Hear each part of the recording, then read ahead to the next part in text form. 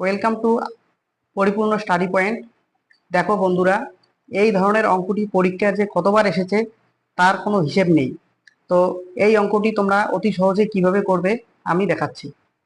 বলা আছে কিছু পরিমাণ অর্থ বার্ষিক সরল সুদে 8 বছরে দ্বিগুণ হয়। বার্ষিক সরল সুদের হার কত? এক্ষেত্রে আমরা কি করব? ট্রিক্স আছে।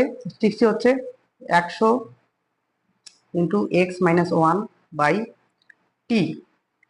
এখানে 100 এক্স বলতে কত গুণ?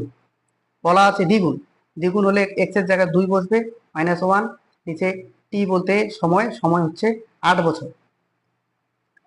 তাহলে আমরা বসালাম কি 100 ইন্টু এখানে 2 থেকে একবার দিলে 1, নিচে 8, কাটলে হবে 12.5%।